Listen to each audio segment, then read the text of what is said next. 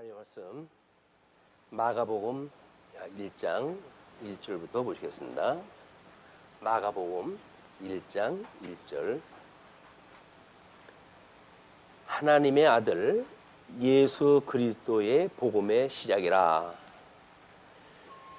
오늘서부터 드디어 이제 마가복음으로 들어서게 됩니다. 마가복음은 16장까지 되어져 있기 때문에 약 한 넉 달 정도 진행이 되지 않을까 싶은데요. 일단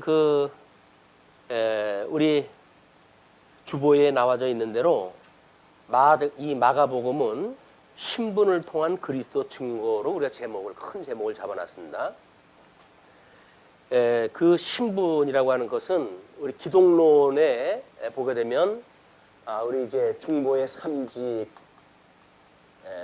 그 다음에 신분, 그 다음에 사역, 그 다음에 품위. 이것이 교회시나 기독론의 큰 주제라고 이렇게 우리가 이야기를 했어요. 이 기독론의 주제대로 마태복음을 통해 가지고 우리는 중보의 삼직에 대한 우리 그 교의적인 그런 그 내용까지 확인을 했고, 오늘 마가복음을 통해 가지고 신분에 대한 걸 이야기를 이제 확인을 하게 됩니다. 이 신분에 대한 걸 하고, 이제 우선 누가복음, 그 다음에 요한복음, 이렇게 해가지고 사복음서가 결국은 이 기독론에 대한 이야기라고 하는 것을 우리가 확인을 해 나가고 있는 거예요. 물론 마태복음서부터 요한복음까지 교회 신학에서 이야기했던 주제대로 설명을 하기 위한 내용은 아니에요. 그러나 우리의 이 복음서를 통해 가지고 우리 이 기독론에 있는 교의적인 그 주제를 생각함으로 해 가지고 우리 주경신학과 역사신학과 교회신학과 실천신학을 하나로 묶어내는 이런 그 해석의 원리를 확인하고 있기 때문에 그런 맥락에서 매우 중요한 이런 관점의 변화입니다. 이제 오늘은 마가복음을 통해서 신분에 대한 이야기인데, 기독론에서 마가복음의 그 목차를 보게 되면 먼저 선제에 대해서 이야기를 한다. 선제, 그 다음에 비하, 그 다음에 성기의 신분. 이 선제라고 하는 거는 이미 이 세상을 만들기 전서부터 계셨다고 하는 그런 그 뜻이에요.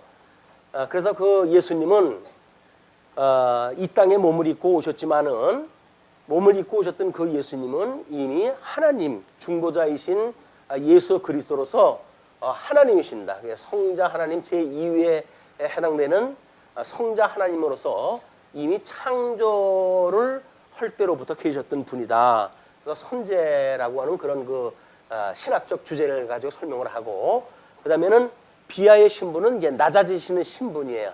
그래서 그의 출생으로부터, 그 다음에 이제 우리 이 사역과 동시에 십자가의 죽으심과 음부에 내려가심까지 비하의 신분으로 이야기를 하고, 그리고 승기의 신분, 높아지시는 신분인데, 이거는 부활, 승천, 그 다음에 하나님 보호자 우편에 계시는 우좌, 그 다음에 거기로부터 심판을 오시는 이제 재림까지 승기의 신분을 우리가 이렇게 이야기를 합니다.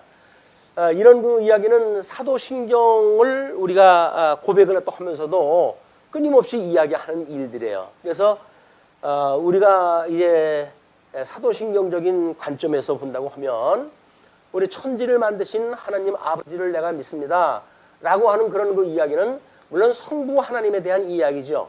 그 성부 하나님과 함께 계셨던 성자 하나님이 육신을 입고 이 땅에 내려오신 것이 이제 성자 하나님의 사역이거든요. 그리고 부활 승천하셔가지고 성령 하나님을 보내주셔가지고 주님의 몸된 교회를 통해서 여전히 이 주제를 가지고 교회론이라고 하는 이런 그 우리가 이 교의적인 주제를 확인하게 되어지는 거야. 주님의 몸된 교회는 여전히 성령을 보내주셔가지고 주님께서 천상에서 지금 이 사역을 온전케 하심으로 해가지고 하나님의 우리 주님께서 지상 사역에서 약속하셨던 것을 이루신다. 그렇기 때문에 성경이 그냥 어떤 성령의 감동이 없이 사람들의 어떤 인위적인 거에 의해 가지고 편집이 되어져 있다고 한다면 모를까?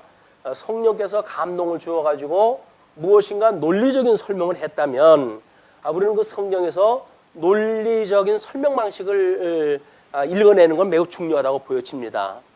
뭐 어떤 사람들은 또 그렇게 이야기를 하겠죠. 뭐 왜 성경에 없는 이야기를 그렇게 하느냐 뭐 이런 이야기를 다 하지만은 성경관이라고 하는 관점에서 보게 되면 어떤 사람도 이 관점을 가지고 성경을 풀어내는 것은 어떠한 성경 해석학자들도 마찬가지예요. 성경관에 의해서 성경을 풀기 때문에 그러면서 이런 성경관을 제시한다고 해가지고 성경관이 무엇인지도 모르는 사람이 이러고 저러고 하는 것은 귀담아 들을 이유가 없어요. 그래서 우리가 이런 성경관에 의해 가지고 성경을 이해하는 것은 우리 성경 66권을 통속적으로 이해하는 데 매우 필요하고 또 요즘 뭐 이제 그 성경 신학에서의 트렌드로 이야기 되어지고 있는 통전적 해석이다 뭐 이렇게 이야기를 하거든요. 성경은 하나의 이야기예요. 하나님에 대한 이야기. 그래서 그 하나님에 대한 이야기를 하나님께서 어떻게 계시를 하셨는지 그 내용을 공부하는 것은 매우 필요한 이야기고 또 그렇게 하나님의 영광에 대하여 우리가 이걸 읽어내야지 사람들이 어떻게 살아갈 것인가 라고 하는 인간 차원에서 성경을 보는 일은 매우 잘못되어진 이야기입니다. 그래서 뭐 교훈 중심의 이제 설교라든지 이런 걸로는 안 돼요. 어떤 아마 기독교 신문에서 주제로 이야기하기를 뭐 기사가 하나 났는데 왜 끊임없는 제자 교육에도 불구하고 성도들은 변화하지 않는가 뭐 이런 걸로 해서 글을 갖다 누가 기고를 하셨더라고요. 참 안타까운 일인 거예요. 안타까운 일인 거예요. 아무리 뭐 성경적인 원리를 가지고 제자 교육이니 훈련이 이런 걸로 교육을 시킨데도 불구하고 성경 강론을 태어날 때서부터 죽을 때까지 이 강론 듣는 거 아닙니까? 근데 왜 이 하나님의 말씀을 듣는데도 불구하고 성도들은 변화가 없을까요? 세상에 변화돼 세상에 그냥 따라가는 세상의 그 어떤 문화에 흡수되어지는 성도들의 삶을 보면 우리는 성경관의 어떤 새로운 개혁이 필요하지 않을까 이런 생각이 절로 납니다. 왜 하나님의 말씀, 하나님이 어떠한 분이라고 하는 걸 하나님이 성령을 통해서 계시하는데도 불구하고 그걸 듣고 이 양식으로 먹는 성도들이 삶의 변화가 일어나지 않는가라고 하는 그런 그 이야기는 오늘 이 강론을 듣는 모든 분들한테 또 문제 제기가 돼야 될 거예요. 말씀을 듣는데 나의 삶의 변화가 없고 무엇인가 하나님의 영광을 위한 우리의 삶의 움직임이 없다고 한다면 왜 우리가 교회를 나와야죠? 왜 이 말씀을 들어야 되죠? 이유가 없는 거예요. 우리 삶의 변화라고 하는 것이 이 말씀이 운동력이 있어가지고 우리를 변화시켜 간다는 거 아닙니까? 하나님의 언약대로 해서 우리 주님께서 이렇게 온전케 해가신다는 거 아니겠어요?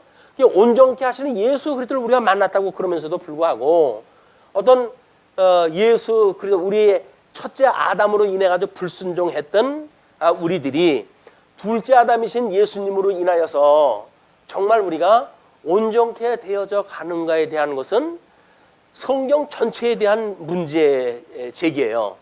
우리 첫째 아담이 창세기로부터 출발되어지는데 불순종해가지고 전부 죄악 세상에 빠진 거 아닙니까? 근데 둘째 아담이신 예수님으로 인해 가지고 구원받았다고 이야기를 하지요. 구원받은 사람들이 모여져 있는 것이 교회라고 이야기를 합니다. 근데 교회 생활을 하는데 왜 우리의 삶은 그리스도의 형상을 닮아가지를 아니하고 온통 마귀의 형상만 닮아갈까요? 세상을 움직이고 있는 사단만 우리가 왜 닮아갈까요? 이거는 우리들한테 큰 질문거리가 되어야 될 거라고 보여집니다. 우리가 하나님의 택한 백성이 아니든지 아니면 지금 우리가 이 성경에 대한 걸 이런 걸 양식으로 취하는 것이 아니라 뭔가 관념적으로 이걸 이론적으로 우리가 이해하는 수준에 머물러져 있는 것은 아닌가. 우리가 같은 예수님의 이 중보의 사역을 통해 가지고 죽었던 우리가 살아났다고 이야기를 했어요. 새로운 피조물이 되어졌다고 그러거든요. 이 새로운 피조물이 되어졌다는 이야기는 이제는 과거의 그런 옛 구습을 따라 살아가던 우리들이 예수 그리스도로 말미암아 새로운 피조물로서 새로운 하나님 나라의 그런 그 문화를 우리가 누리고 산다는 이야기인데 여전히 우리는 그러지 못한다고 한다면 우리는 말씀을 양식으로 먹지 않는 겁니다. 이 말씀이 양식이 되는 것이 아니라 그냥 이 말씀이 관념적으로 철학적 이해로 우리가 듣는 거예요. 아, 성경은 그렇더래. 예수를 믿으면 구원 받는데 남의 이야기를 우리가 하는 거예요, 전부. 이게 나의 이야기가 돼야 되는 거죠. 하나님께서 우리의 감동을 주어가지고 아, 하나님께서 죽었던 나를 살리셨어 라고는 감동으로 해가지고 새로운 피조물로서의 어떤 살아 움직이는 역사가 일어나야 되는데 그냥 예수 믿으면 구원 받는데 그건 남의 이야기예요.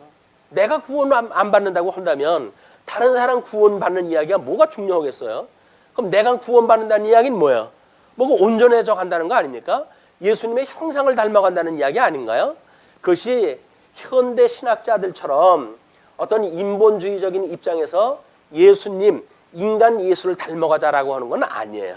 그러나 우리 형상을, 하나님 형상을 따라서 지음을 받은 인간이기 때문에 마땅히 우리 주 예수 그리스도의 형상을 닮아가는 이 일은 하나님이 하시는 일이에요. 그 하나님이 하시는 일을 성경을 통해서 우리가 확인을 했다 했고, 그리고 우리 삶을 통해서 우리가 검증하는 것이 우리의 실천신학적인 의미란 말이에요. 실천신학을 한다고 하는 것이 성경 구절을 내가 갖다가 인용을 하는 것이 아니라 우리는 그렇게 살아가게 하시는 하나님을 배우게 되고 깨닫게 하시고, 그러므로 우리는 변화되어지는 삶을 통해 가지고 그것이 말씀의 운동력이라 라고 믿고 살아가는 것이 말씀운동 서원교회 성도입니다.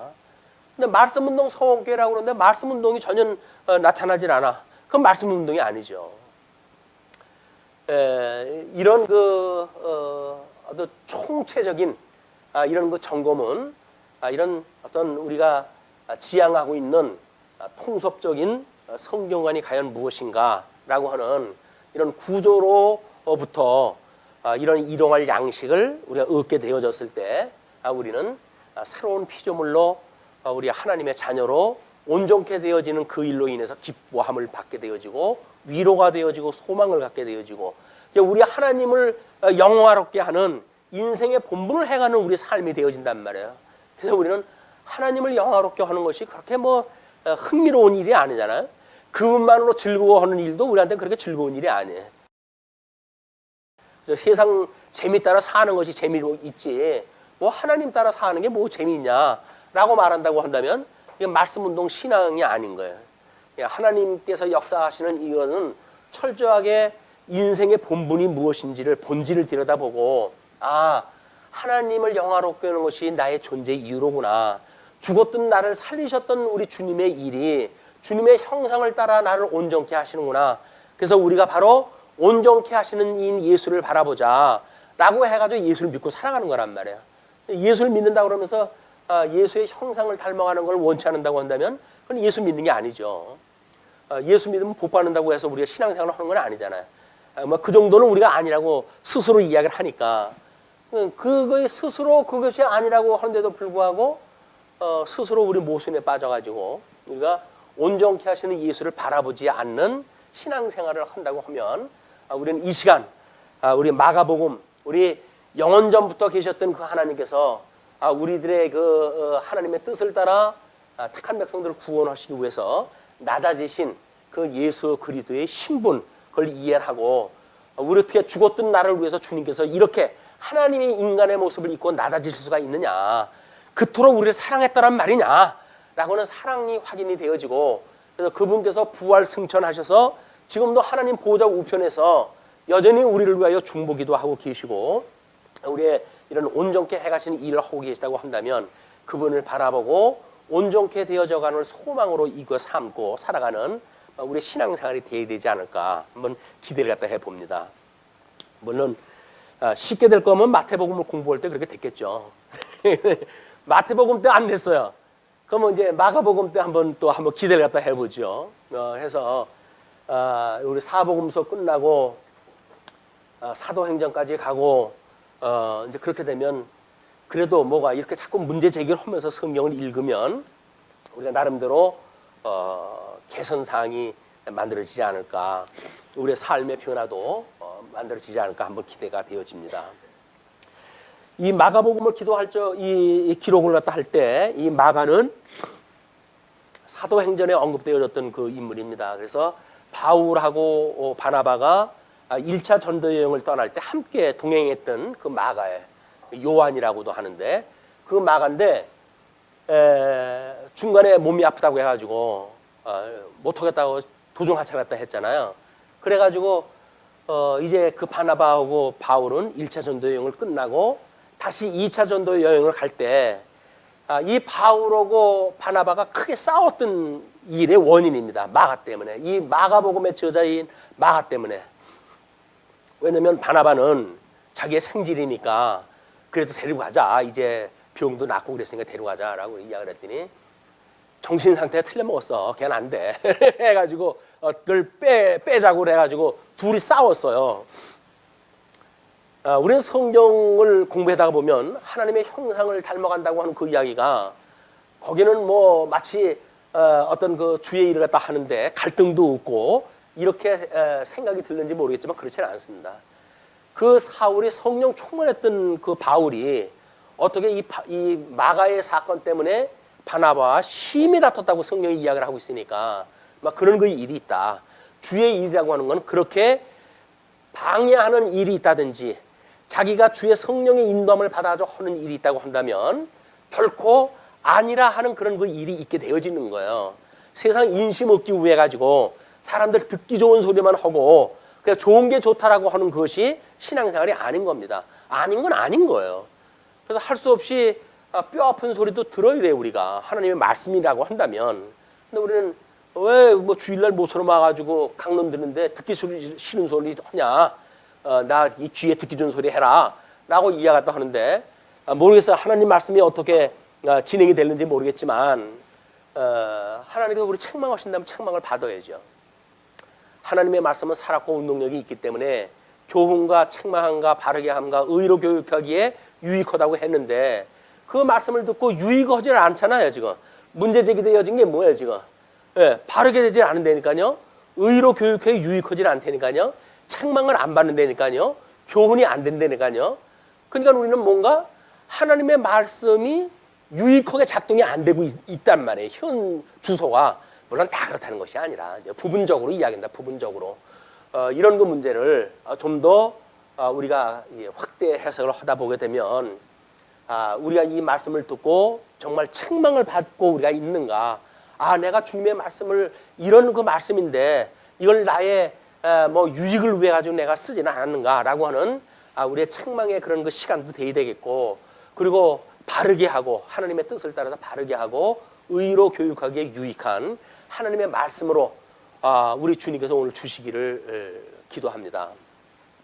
자, 그래서 그 마가가 이제 그 바나바와 그런 이제 바울하고의 갈등 관계에 있었던 그 인물인데 물론 그 후기에는 성령의 이제 다시 감동을 받고 나름대로 바울의 동역자로 해가지고 쓰임을 받기도 하고 때로는 바울이 마가를 나한테 보내달라 그래가지고 요청을 갖다 할 아주 중요한 인물로 사역을 갖다 했어요. 이것이 예수 믿는 재미 아니겠어요? 뭔가 변화가 있어야지. 1차 전도여행 때 뭐 그렇게 됐다고 해가지고 그냥 걔는 뭐 못 써 라고 해가지고 존재 이유가 없다고 한다면 그건 말씀의 운동력이 아니죠. 그럼에도 불구하고 2차 전도여행 때 바나바와 함께 구르보성으로 해가지고 그는 갔잖아요. 바울은 저쪽 아시아 쪽으로 가게 되어졌고 그렇게 되어졌는데 이제 3차 전도여행이 끝나고 사도 바울이 이 감옥에 갇히게 되어지고 그때는 이미 이 마가하고 바울하고 상당한 교제가 있기 시작을 했어요. 동역의 일을 감당하게 되어지고 이것이 하나님께 온전케 해가시는 역사라고 보여집니다. 아무리 병약한 이 마가라 할지라도 그런 그 역사를 통해서 오늘날 우리가 보는 마가복음을 기록했다는 거 아닙니까? 이게 하나님의 놀라운 은혜죠. 이런 은혜를 입고 사는 것이. 마가가 첫 번째 막 그렇게 좌절을 갖다 해가지고 바울에게도 인정 못 받는데 내가 뭐 예수 믿으면 모르냐 팍 죽어버리고 말자라고 했다고 한다면 이런 이 하나님의 은혜를 입지 못했을 거예요. 그러나 꾸준히 바나바를 따라가지고 구부로 여행을 했다 하고 그렇게 한 뒤에 바나바와 회복하게 되어지는 은혜를 입게 되어집니다. 그게 회복의 은혜예요. 회복의 은혜. 저놈은 내가 평생 눈 감을 때까지 안 봐. 이렇게 이야기를 한다면 그건 예수 믿는 게 아니에요. 바울은 처음에는 그것 때문에 전도 여행에 문제가 생기니까 동행을 거부했지만 이제 동역을 하면서 이제 모든 그런 잘못 지나간 그 과거를 해석을 하고 화해를 했다 하는 이런 은혜를 입었기 때문에 복음의 역사가 이루어졌다고 보여집니다. 자, 그런 마가가 했는데 마가가 이 기록을 했다 한때는 예수님이 돌아가시고 약 한 세대 정도 지나갔을 때입니다. 한 세대가 지나갔으면 한 30여 년이니까 우리가 예수님을 믿고 한 30년 지났으면 우린 신앙생활에 그렇게 큰 변화는 없을 거야. 나는 그래도 처음에 믿었던 초심을 버리지 않지 라는 생각을 가질는지 모르겠지만 그렇지는 않습니다. 우리 이 인간이 얼마나 나약하냐면 세상의 문화에 휩쓸릴 수밖에 없는 존재이기 때문에 하나님 말씀으로 해서 붙들어 주시지 않으면 방법이 없어요. 그래서 그렇게 사도들한테 교육을 받고 주님의 몸된 교회가 나름대로 이 복음을 듣고 지내왔지만 한 세대가 지나가는 동안 교회는 점점 어려움에 있게 되어지는 거야. 그래서 한 세대 정도 지난 뒤에 로마 제국의 압정은 점점 더 강화가 되어지고 그래서 아마 그 이스라엘 백성 유대인들한테는 유대 이 크리스찬들한테는 예수님이 돌아가신 이후에 로마 제국의 압제가 아주 강화되어지는 그런 그 시기에 이런 그 복음서들이 기록되고 선신서가 기록되어졌는데 이 마가복음을 한 세대 지나간 뒤에 로마 제국의 황제들의 그런 그 압정 또 그 황제의 신화를 갖다가 이제 추구하고 있는 그들의 그런 사상과 맞서 가지고 살아가야 될 성도들한테 하나님의 말씀을 지금 소개를 갖다 하는 거예요. 지금 너희들 본대로 예수님은 승천하지 않았더냐. 그가 낮아졌던 것이 힘이 없어서 낮아진 것이 아니라 원래 하나님이었다 그분이. 근데 너희를 구원을 위해 가지고 낮아지셨던 그분인데 그분이 승천해가지고 지금 눈에 보이지 않는다고 해가지고 힘들어하지 마라. 지금은 이 세상 나라를 보게 되면 이 세상 나라는 로마 제국이라고 하는 이 여기에 황제의 위, 이 황제의 위에 지금 이 모든 권위가 있다고 믿는 겁니다. 이때 이제 마가가 천상의 이야기를 딱 해주는 거야. 천상에서 하나님의 위가 이제 있고 우리 예수님이 하나님 보호자 우편에 계시면서 여전히 승기의 신분을 가지고 계신 분에서 너희를 다스리고 통치하고 계시니 너희들은 소망을 잊어버리지 말고 용기를 갖고 이렇게 힘을 내라. 이런 어려운 시기에 힘을 내라. 그 이야기야. 주님이 너희와 함께한다. 그 이야기야. 그럼 그때 주님과 함께했다고 한다면 오늘 우리들이 이 성경을 읽는데 오늘 마찬가지 아니겠어요? 이런 역사적 배경 속에서 우리가 이 마가복음을 읽으니까 지금 현실 세계 속에서 힘들어하는 성도들아 염려하지 마라. 주님께서 너희들과 함께 하신다. 그 이야기예요. 그러니까 우리와 함께 하시는 주님을 오늘 만나는 것이 우리 이 선제로부터 비하 승기의 신분을 통해 가지고 보는 마가복음의 이야기고 마가복음의 그 이야기를 통해 가지고 우리는 예수님의 형상을 닮아 가지고 그러면 이렇게 무엇인가 잘난 척하고 살아가기 좋은 세상인데 우리가 어떻게 예수님의 형상을 닮아가지고 끊임없이 섬기는 마음으로 주님의 몸된 교회를 섬길 것이며 그리고 세상에 대하여 우리가 이런 승기의 신분인 걸 우리가 자긍심을 가지고 세상 문화를 배척하고 살아갈 것인가 라고 우리의 인격적 변화가 만들어질 수밖에 없는 일들이에요. 이게 주님의 말씀으로 우리가 이걸 양식을 취한다고 한다면 이런 그 양식을 지금 주시고 있다. 그런 그 이야기입니다. 그런 맥락에서 하나님의 아들이 언급이 되어져. 이거는 지금 우리 선제되어진 이 하나님 위에 계셨던 우자, 하나님 보좌 우편에 앉아있었던 우리 예수 그리스도 이분께서는 하나님의 아들이라는 거예요. 하나님의 아들이었다. 근데 이제 이 하나님의 아들이라고 하는 맥락을 우리가 모세오경을 통해서 보게 되면 모세오경 주로 어떤 천사적 그런 그 단어로 사용될 때 우리 주보의 맨 아래쪽 그 하나님의 아들이라고 한 걸 소개를 갖다 해드렸어요. 거기에서 보통 명사로 사용되어질 때 천사적 존재 그거를 언급을 할 때 여기서 하나님의 아들이라고 하는 그런 용어를 쓴다. 그런 그 이야기예요. 그래서 이 하나님의 아들이라고 하는 그런 그 용어도 마찬가지고 여기서 사자를 앞서 보낸다고 하는 그런 그 의미도 마찬가지입니다. 여기에서 하나님의 아들이라는 용어를 썼다고 한다면 이제 하나님이 약속하셨던 이 구약 이스라엘 백성들이 가나안 땅에 들어가가지고 약속의 땅 가나안 땅에 들어갔을 때 여기에 12지파를 지파로 이제 구성되어진 하나님의 자녀, 이거를 하나님의 아들이라고 이렇게 이야기를 합니다. 모든 백성들, 하나님의 이 언약 백성들을 하나님의 아들이라고 이렇게 이야기를 해요.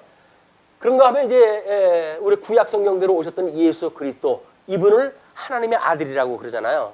그러니까 여기서 보는 보통 명사들의 이런 언약적인 이야기는 실체적으로 예수님으로 오셔가지고 하나님의 아들로 성취가 되어진다. 그런 그 이야기입니다. 그래서 1절에서 하나님의 아들 예수 그리스도를 소개하기 전에 하나님의 아들이라고 하는 그런 그 이야기는 이렇게 구약 성경에 언약되어진 그런 그 이야기나 마찬가지예요.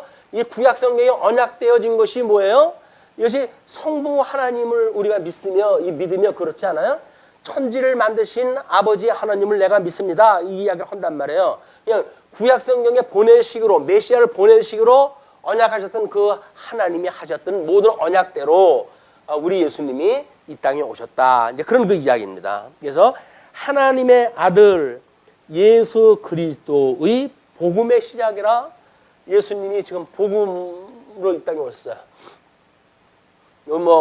우리 아마 로마서에 의할 것 같으면 그 복음에는 하나님의 의가 나타나서 이렇게 된다. 복음에는 하나님의 의가 나타나서 믿음으로 믿음에 이르게 하나니 오직 의인은 믿음으로 말미암아 살리라 함과 같다. 이렇게 이야기를 하거든요.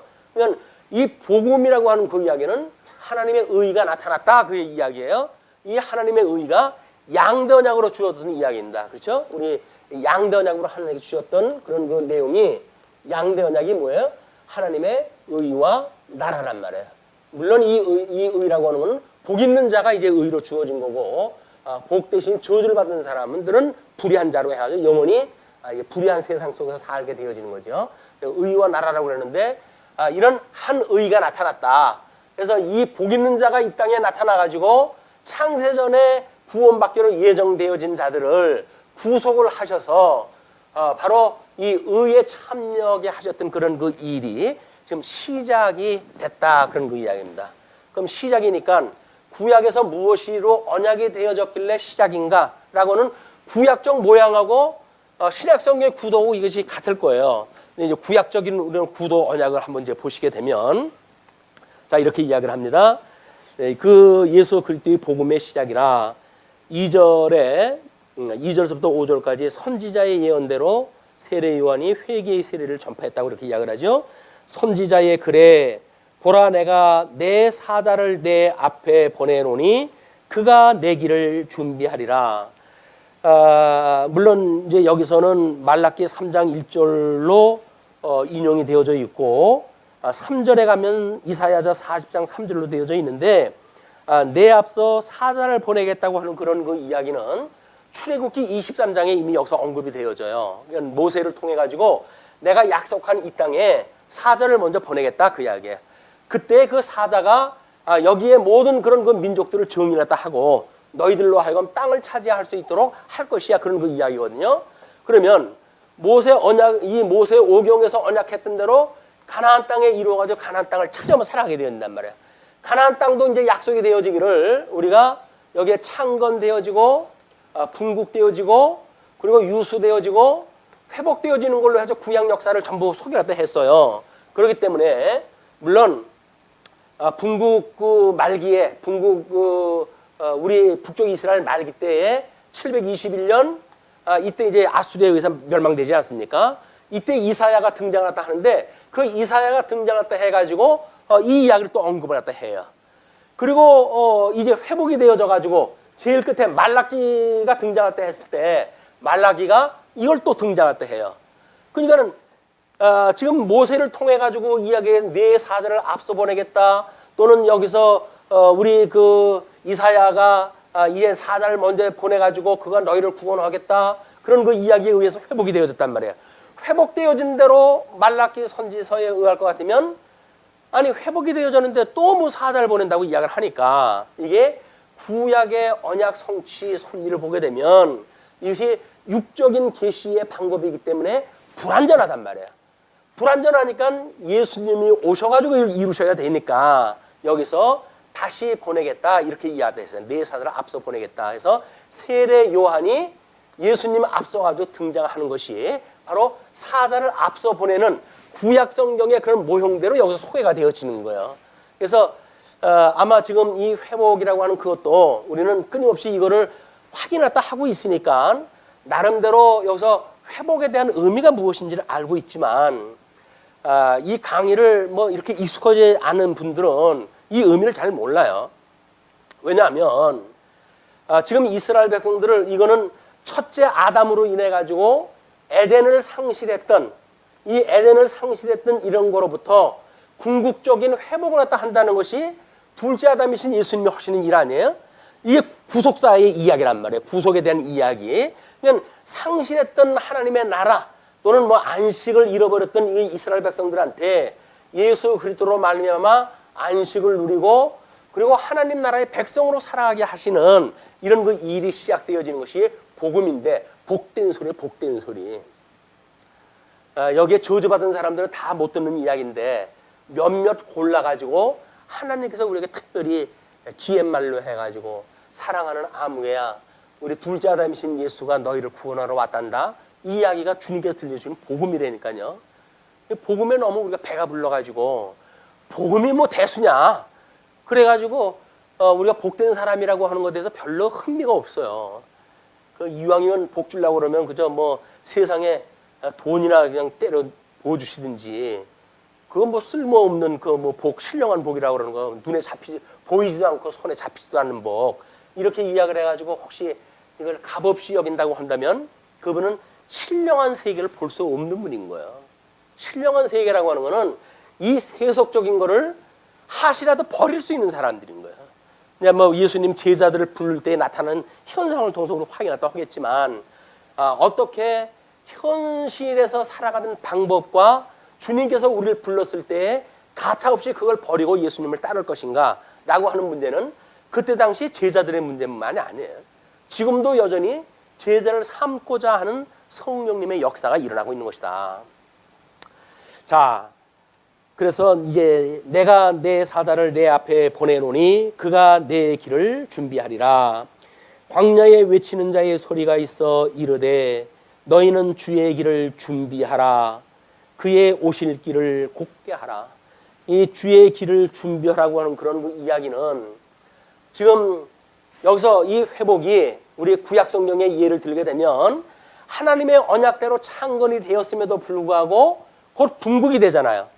이 불순종으로 인해 가지고 결국은 이제 백성들이 바벨론의 포로까지 가는 데까지 이르는 거 아닙니까?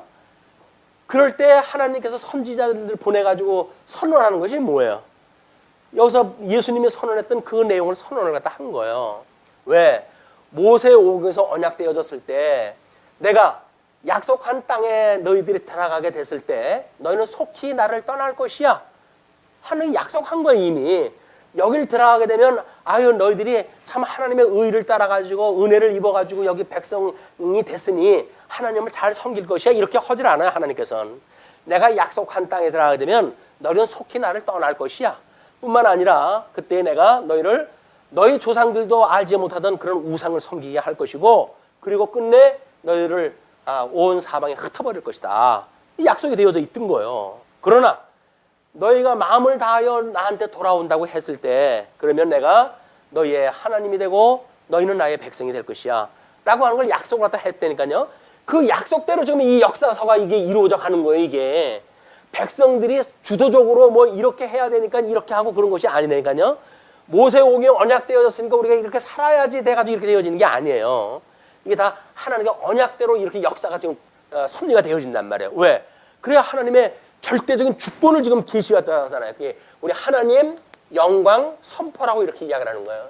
하나님의 영광을 선포한다. 하나님께서 영광을 선포한다. 그런 그 이야기예요. 여기서 예수님을 믿지 않고 망하는 자들, 하나님의 영광이라니까요, 그게. 우리는 그것이 마치 하나님의 능력이 없어가지고 그러는가 이렇게 생각이 들지만 안 그렇습니다. 지옥 가는 사람 하나님의 영광이에요, 전부. 하나님의 절대 주권에 의해서 지옥 가는 거예요. 왜? 창세전서부터 이미 예정되어진 대로 되어지는 거거든요. 하나님의 작정하신 대로 역사가 지금 진행되어지고 있다. 아니, 하나님의 뜻이 하늘에서 이루어지는 것처럼 이 땅에서 이루어지는 거 아니에요? 그러면 이 땅에서 이루어지는 거는 하늘에서 이루어졌고 하늘에서 이루어진 것이 하나님의 뜻이 아니에요. 그 작정이 천상에서 이루어지고 천상에서 이루어진 것이 이 땅에서 영광 선포로 계시로 해가지고 보여주는 역사란 말이에요.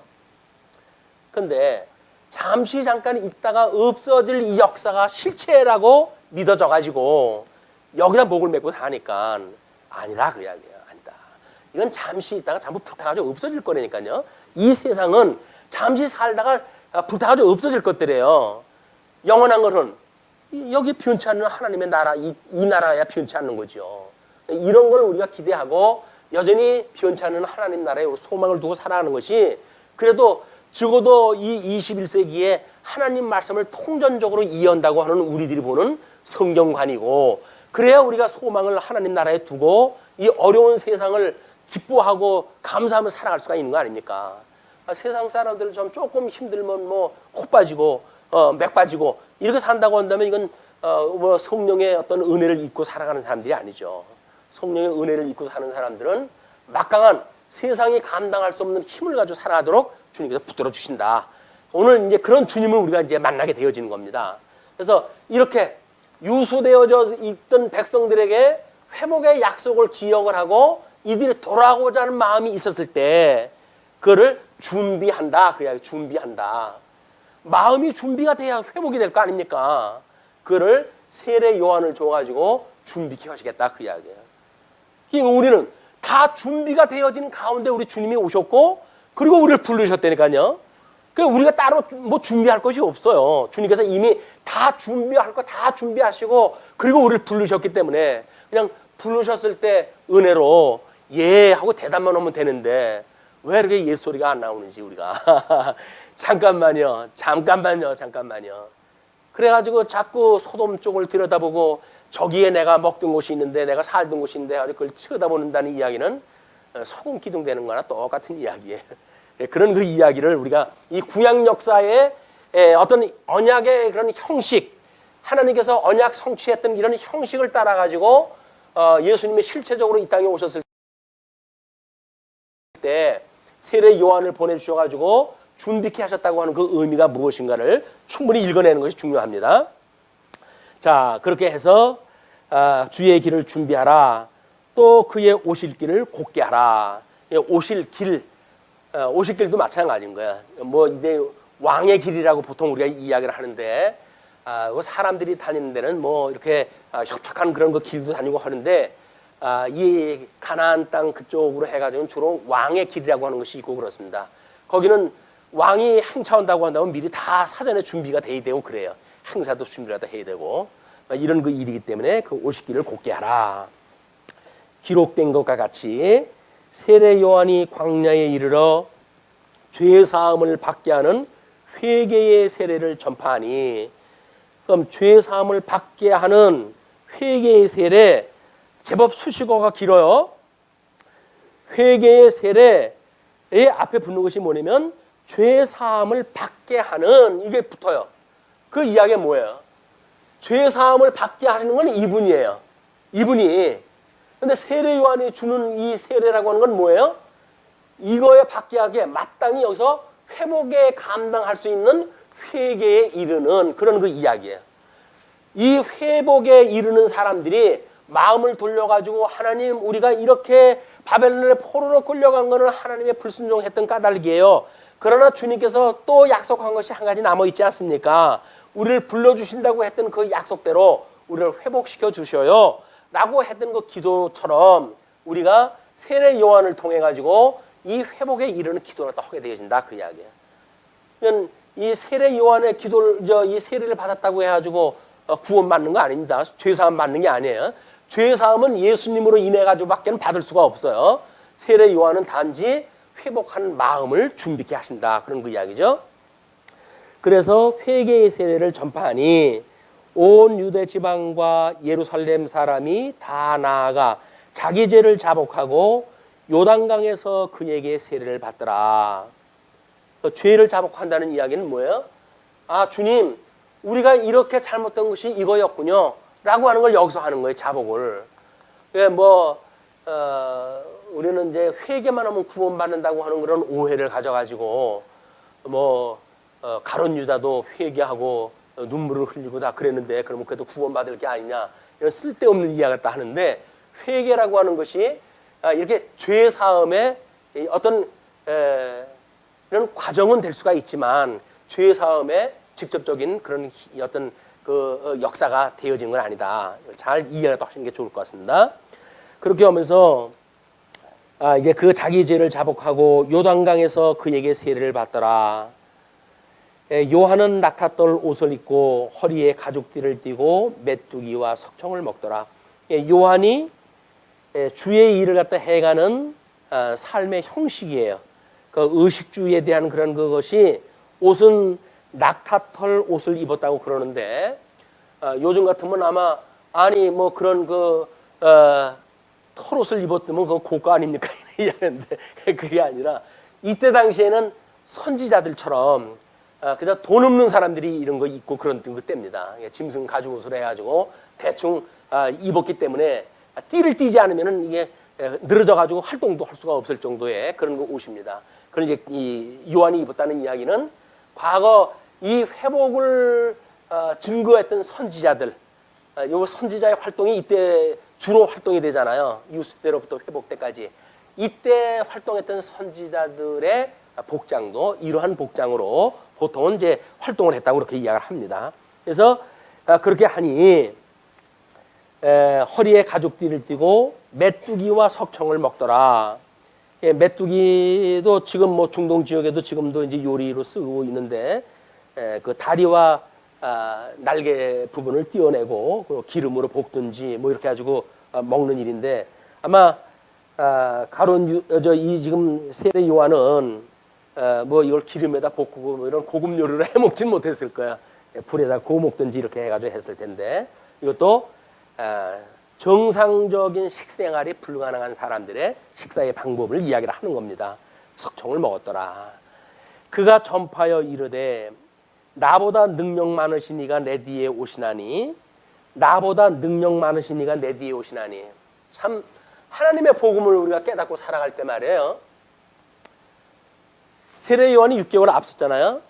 그리고 자기가 선배예요. 6살 또 형이에요. 형이라는 형인데, 우리 예수님을 나보다 나은 자로 여겨요. 그래서 예수님의 형상을 담는 사람들이 이 세상에 살아가는 방법에 하나의 덕목이 있어요. 그걸 뭐라고 해요? 성경에서 다른 사람을 나보다 낫게 여기라 그래. 낫게 여기라. 쉬워? 이건 병이 낫다 할 때 낫다 하는 게 낫게 여기라 이렇게 이야기를 하거든요. 그러니까 나보다 다른 사람을 낫게 여길 때 본인도 상처 입을 것이 없고, 왜? 상대방이 자기보다 훌륭하다고 인정을 하면 여기서 속상할 게 뭐가 있어요.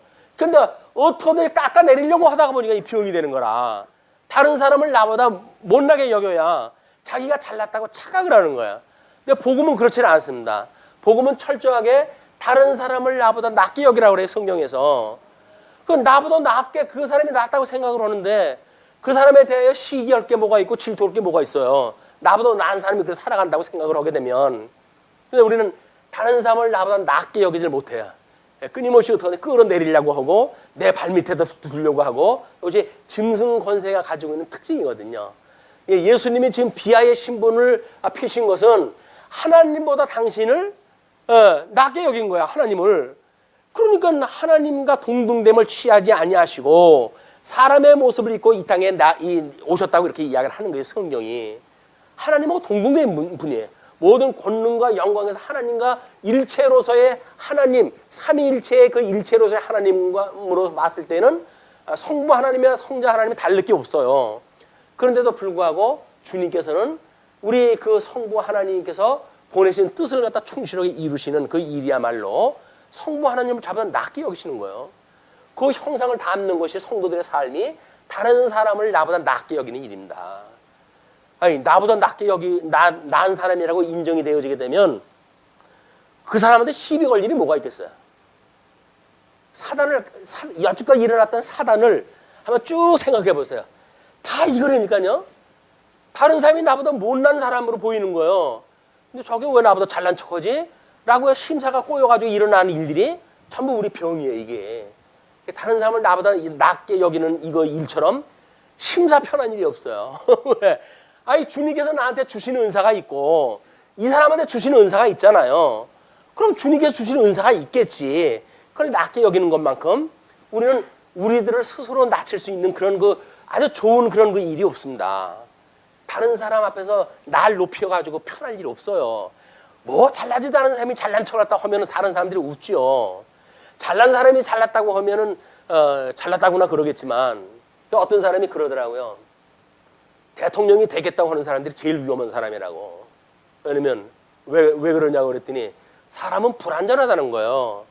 근데 불완전하다고 걸 인정을 하지 않냐고 지가 하면 뭔가를 이룬다고 생각이 드니까는 대통령 한다고 꺼적거리지. 자기가 부족하다는 걸 느껴봐라. 왜 대통령을 하겠다고 그러겠냐. 국민의 종복으로 해가지고 이렇게 국회에서 일부분의 일을 갖다 하고 그러지. 근데 그 일을 끝나게 되면 꼭 대통령을 하겠다고들 났으니까 그게 제일 위험한 사람들이라는 거예요. 대통령 하겠다고 하는 사람들이. 교회에서도 마찬가지예요. 머리가 되겠다고 하는 사람이 제일 위험한 사람이에요. 아니, 머리는 주님 한 분이면 되지. 자기가 왜 머리가 돼, 자기가. 주님의 몸된 교회에 머리 노릇 하려고 하는 사람이 있으면 그건 교회의 어려움입니다. 시험이에요. 철저하게 주님의 몸된 교회는 오직 주님만이 머리가 되셔야 돼요. 우리는 전부 다 나보다 다른 사람이 낫다라고 여기는 사람들이 충만한 교회. 아, 여긴 불화가 있을 까닭이 없잖아요. 아이고, 난 뜻인데 주님의 당신 뜻대로 하세요. 할 거 아닙니까? 결코 그렇게 안 된대. 내 경험에 의할 것 같으면 내 계획대로 해야 되고 내 뜻대로 해야 되고 내 방법대로 해야 된다고 그러거든요. 아니, 당신 방법이 무슨 이게 그렇게 정당하고 그래요. 아직 해보지도 않은 일인데. 안 그래요. 하나님이 하시는 일이라고 한다면 다른 사람의 방법, 더 미련한 방법이라고 여겨지는데도 불구하고 그렇게 될 수밖에 없어요. 그것이 우리가 보통 교회에서 하는 투표의 방식인 거예요. 저분이 나보다 나니까라고 하는 걸로 겸허한 마음으로 이 교회 정치에 참여할 때 해야지. 내가 저애보다는 나은데 이렇게 하게 되면 병듭니다. 병들어요. 그런데 그게 안 돼요. 그게 그렇게 안 돼요. 우리가 예수님을 믿기 전에 여기서 배웠던 뭐예요? 이 배웠던 훈련이, 짐승 권세에게 받았던 그런 훈련이 다른 사람 머리에 올라서야 된다는 거예요. 그래서 우리는 어떻게든지 여기에서 뭔가 이 정글의 법칙에 의해 가지고 약육강식이라고 하는데 익숙해져 있기 때문에 강하지 않으면 죽어. 그냥 여기서도 주님의 몸된 교회에서도 네가 나서 가지고 네가 잘났다고 주장하지 않으면 다른 사람이 일체 너를 인정하지 않아. 그냥 네가 나서야 돼. 이렇게 이야기를 하는데 그렇지 않습니다. 주님의 몸된 교회는 주님께서 해가시는 곳이에요. 내가 없어지면 교회가 안 될까요? 아니라니까요. 내가 없어도 주님의 몸된 교회는 돼요. 그럼 내가 여기 들어갔다고 한다면 뭐 영향력 미칠 일을 갖다 주장할 게 뭐가 있어요? 내가 없어도 되는 교회인데. 내가 꼭 있어야 된다고 이 생각을 하니까 참 주님의 몸된 교회가 몸살을 앓는 거야. 그렇게 주님에 대하여 제일 열심이 있는 사람, 제일 성령 능력을, 권능을 받은 사람, 그래서 나 아니면 안 된다고 하는 사람들, 이런 사람들이 있는 데마다 주님의 몸된 교회가 몸살을 앓습니다. 그렇지 않아요. 자기가 없어도 된다니까요. 자기가 있어야 된다고 착각을 하니까 이게. 여기서 그 수많은 그런 그 인생들 중에 하나님께서 한 사람 제거시켰다고 해야 주님의 몸된 교회 영향 없어요. 영향 없어요. 그냥 우리 하나님과 우리 덤으로 갖다 놨다. 이렇게 생각을 하시고 은혜로 내가 여기 있으니 주님의 뜻이 좋다고 한다면 어떤 일도 수용하리라. 이런 겸허한 마음을 가지고 주님의 몸된 교회를 살아가는 일이다. 다시 나의 신분에 대한 문제의 신분. 그런데 나보다 능력 많으신 이가 내 뒤에 오시나니 나는 굽혀 그의 신발끈을 풀기도 감당하지 못하겠노라. 주인이 먼 여행길에서 오게 되면 무릎을 꿇고 그리고 그 먼지 투성이에 신발끈을 풀고 신발을 벗기고 발을 씻기고 하는 것이 하인들이 하는 일이 아니에요. 스스로 종으로 자처하는, 스스로 이 종으로 자처하는 자세야말로 예수님을 믿는 성도들의 마음이라니까요. 주님, 오직 주님만이 주님이고 저는 종이에요. 그냥 주님 좋은 뜻대로 저를 써주세요. 이렇게 이야기를 해야 되는데 우리는 예수님 머리 끝에 올라가가지고 내 뜻대로 하려고 하니까는 예수님께 감당하기가 어려운 거예요. 저 인간은 안 되겠다. 예, 이 지금 뭐 그때 관례적으로 했던 풍습이지만 이것도 하나님께서 해가신 역사입니다. 그때에 이제 나는 너희를 물로 세례를 베풀거니와 그는 너희에게 성령으로 세례를 베푸시리라. 그래서 예수님이 오셔가지고 베푸시는 세례, 그 세례야말로 이제 이 복음서를 통해 가지고 우리 예수님께서 이제 이 일을 갖다 하시잖아요.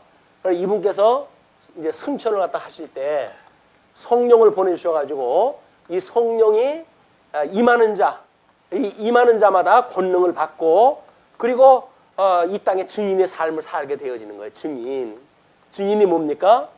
예수님이 나의 구원주예요. 저분이 주님의 몸된 교회의 머리가 되시는 분이랍니다. 저분이 삼위일체 그 하나님인데 동등됨을 취하지 아니하시고 죽기까지 충성하셨던 그분이에요. 그분을 갖다 우리가 증인을 갖다 하면서 이 증거를 하면서 살아가는 거예요. 근데 증거를 갖다 한다고 말은 증거를 갖다 하면서 실질적인 삶은 내가 제일 꼭대기에 있고 싶어 한다고 한다면 그건 가짜 증인이죠. 가짜 증인. 그걸 위증자라고 위증죄라고 위증죄. 증인이 자기의 증인의 업무를 제대로 하지 않고 가짜로 하는 거. 그때 예수께서 갈릴리 나사렛으로부터 와서 요단강에서 요한에게 세례를 받으시고 어떤 그 성경학자는 그렇게 이야기를 합니다. 이게 이제 로마의 이제 포로로 있을 때 베드로가 풀려 나갔을 때 그때 이제 이 마가복음을 기록했다라고 하는 이제 어떤 학설을 제작을 하면서 로마인을 상대로 해가지고 편지를 쓴 거기 때문에 이 갈릴리 나사렛이라고 하는 이름을 갈릴리 뒤에 나사렛이라고 하는 이름을 붙였다 이렇게도 설명했다고 합니다. 그래서 요한에게 세례를 받으시고 곧 물에서 올라오실새 하늘이 갈라짐과 성령이 비둘기같이 자기에 내려오심을 보시더니 하늘로부터 소리가 나기를 너는 내 사랑하는 아들이라 내가 너를 기뻐하노라 하시니라. 그래서 성령 하나님과 성부 하나님이 예수 그리스도가 세례를 받고 물에서 올라오실 때 비로소 이제 이 세례를 받고 올라오실 때 증거를 갖다 하시는 거야. 이 물이라고 하는 거는 보통 뭐 우리 이제 이 구약 성경에서도 이제 바다라든가 뭐 이 큰 물이라든가 하는 것에 전부 사단의 역사를 갖다 하는 곳 아닙니까? 여기가 사단의 역사를 갖다 하는 곳인데 주님께서 그 사망 권세를 이기시고 지금 부활하시는 걸 이제 보여주는 장면이에요. 그렇게 했을 때 하나님께서 우리 궁창에다가 휘장을 갖다 치셨다 그렇게 이해했다 하는데 주님께서 그 하늘을 갖다 갈라요. 하늘을 갈라가지고 뭘 보여주십니까? 비둘기를 갖다 내려 보내주시고 그리고 거기서 음성이 들려가지고 내 사랑하는 아들이라 이렇게 선언을 갖다 하시는 거예요. 그래서 성령 하나님과 성부 하나님의 증거를 받으면서 예수님이 세례를 갖다 받게 됩니다. 자, 그런 뒤에 이제 12절로 전도를 통한 증거가 시작되어지는데 성령이 곧 예수를 광야로 몰아내신지라. 성령이 몰아내신 겁니다. 광야에서 40일을 계시면서 사탄에게 시험을 받으시며 들짐승과 함께 계시니 천사들이 수종들더라. 그래서 이 마가복음은 아주 그 사건을 압축적으로 소개가 되어지고 있고 그래요. 그렇기 때문에 뭐 세례 받았고 이런 일들도 간단하게 또는 시험 받은 것도 그냥 그 사실만 이렇게 이야기를 합니다.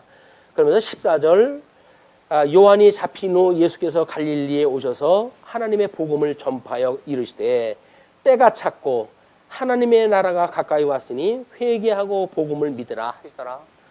시작됐던 복음, 예수 그리스도가 시작됐던 이 복음의 시작으로 해가지고 예수님이 그 복음을 증거하는데 때가 찼어요. 때가. 그 때라고 하는 건 뭐예요?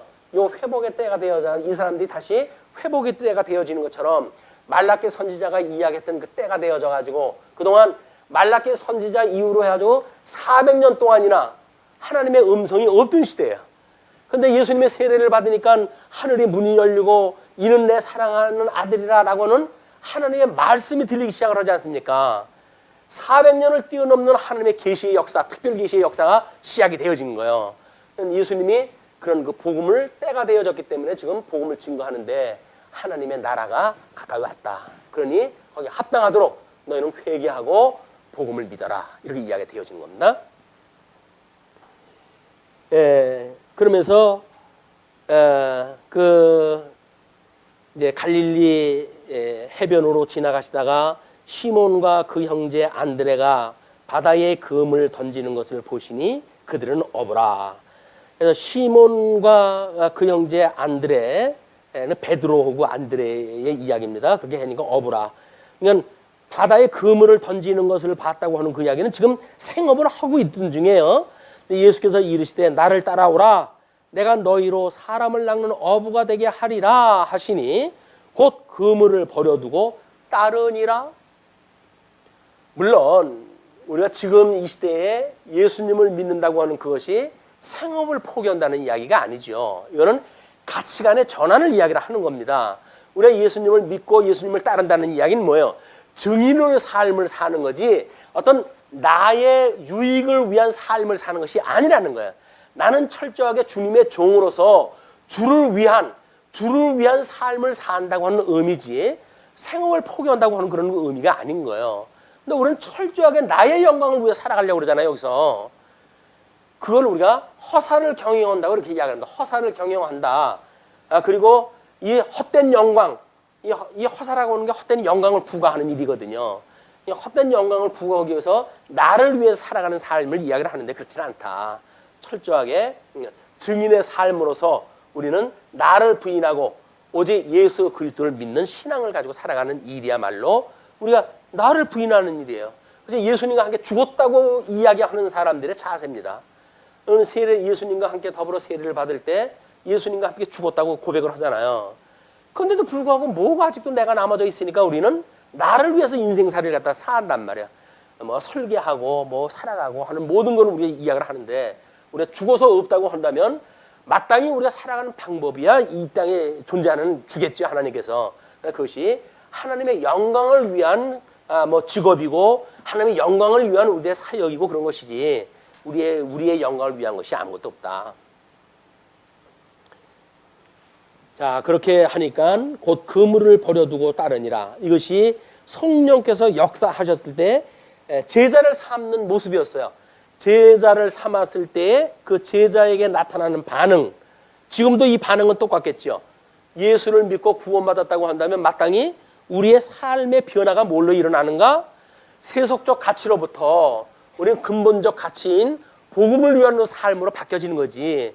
여전히 세상에서 뭔가 다른 사람 위해 행세하기 위한 것으로 인생살이를 생각하게 되면 우리는 이 인생살이가 피곤한 거예요. 끊임없이 상대적으로 다른 사람 견제하고 이렇게 살아갈 수밖에 없으니까. 그러나 하나님 영광을 위해 살아간다고 한다면 다른 사람을 나보다 낮게 여기고 나를 부정하고 부인하고 이렇게 살아간다고 한다면 우리는 여기에서 심령의 평강을 누리고 살아간단 말이에요. 여기 있는 물질로 심령의 평강을 누리는 것이 아니라 우리는 물질의 풍요로운 그런 그 삶이 아니랄지라도 주님 안에서 심령의 평강을 누리고 살아가게 되어지는 것이다. 자, 두 번째 상황이 일어납니다. 조금 더 가시다가 세베대의 아들 야고보와 그 형제 요한을 보시니 이 야고보와 형제 그리고 앞서서 이야기했던 베드로 이 세 사람이 수제자로 해가지고 예수님 그 사역을 할 때 제1진에 배치되어지는 제자 그룹이에요. 그 세베대의 아들 야고보와 그 형제 요한을 보시니 그들도 배에 있어 그물을 깁는데 이 사람들은 그물을 깁는 걸 보니까 아직 출항은 안 한 것 같아요. 출항을 준비를 하고 있는 것 같아요. 그물을 깁고 있으니까. 곧 부르시니 그 아버지 세베대를 품꾼들과 함께 배에 버려두고 예수를 따라가니라. 이게 아버지를 버리고 친족을 버리고 이런 불효막심은 넌 봤나? 그래가지고 한국에 기독교가 들어왔을 때 기독교를 배척했던 그런 그 이유 중에 한 가지가 이런 것들이에요. 뭐 너희 가정의 원수가 너희 가정에 있다는 동, 뭐 하늘의 아버지가 아닌 세상의 아버지를 너희 아버지라 하지 말라고 한다든지 이런 표현을 이제 그걸 문자적으로 이해했던 그런 사람들이 쌍놈이나 믿는 것이다 뭐 이렇게 이야기를 하고 했던 거거든요. 그런데 이 부름을 받았을 때 지금 그 두 형제는 어떻게 한다고요? 아버지하고 종하고 있던 사람들 그 일을 하게 하고 자기는 이 길로 가는 거예요. 그냥 자기 어떤 친족과의 뭔가 협의를 거쳐가지고 오는 게 아니에요. 그냥 결단하는 거예요. 자기가 결단. 근데 우리는 여기서 혈연을 가지고 살아가는 사람들 아닙니까? 이 혈연, 각종 인연을 가지고 살아가던 사람들이기 때문에 혈연이 끊어지면 우리 죽는 줄 알아요. 그걸 우리 사회학적으로 뭐라 그래요? 우리 사람은 사회적 동물이다. 이렇게 이야기를 하지 않습니까? 그러니까 여기서 어떤 인연의 끈이 끊어지게 되면 죽는 줄 안 되니까요. 근데 예수를 믿다 보게 되면 이게 다 끊어져 버려요. 다 끊어져 버려요. 그 뭐 친했던 친구들 또는 뭐 여러 가지로 했던 동료들 다 끊어져 버려요. 다 끊어져 버려. 그 사람들에 의해서 내가 존재했던 것이 아니거든요. 새로운 어떤 그런 관계가 만들어진다고 한다면 새로운 피조물들이 모여가지고 주님의 몸된 교회에 성도로 되어졌을 때 이 성도가 하나의 생명이 되어져서 예수 그리스도 이 생명의 참여가 되어진 하나의 생명체인 유기체로서의 존재가 우리가 남아 있는 거지. 어떤 혈육적으로의 이런 존재가 우리 예수를 믿는 것에 영향을 주는 게 아니란 말이에요. 근데 이제 이런 혈연에 우리가 익숙해서 살아가던 사람들이 이걸 끊어버린다고 하는 그 이야기는 성령이 하시지 않으면 힘들죠. 성령이 해주셔야 이것이 가능한 거지. 우리가 그 사람에 의해 가지고 여지껏 뭔가 먹고 살았다고 생각이 드는데 그 사람은 어떻게 끊어요? 못 끊지. 근데 성령께서 감동을 주시게 되면 그 아버지와 그다음 백군들을 다 배에다 두고 자기네들은 예수님을 따라갑니다. 의논하고 협의하고 그런 거 없어요. 따라가는 거예요. 근데 이것이 우리 하나님을 따라가는 우리들의 마음 자세가 돼서 이렇게 하면은 부인이 어떻게 생각할까? 이렇게 하면 우리 부모님이 어떻게 생각할까?라고 하는 가족들의 어떤 뜻, 생각, 계획 이런 것에 영향을 볼 것이 아니라 우리 주님의 뜻이 뭐지? 라고 하는 영적 예배의 시발은 주님의 뜻을 분별하는 것부터 시작이지 주변의 뜻을 분별하는 것은 차후의 문제예요. 선한 뜻이 무엇인가 분별하는 영적 예배로 새로운 변화를 추구하는 우리 시간이 됐으면 좋겠습니다. 기도하시죠.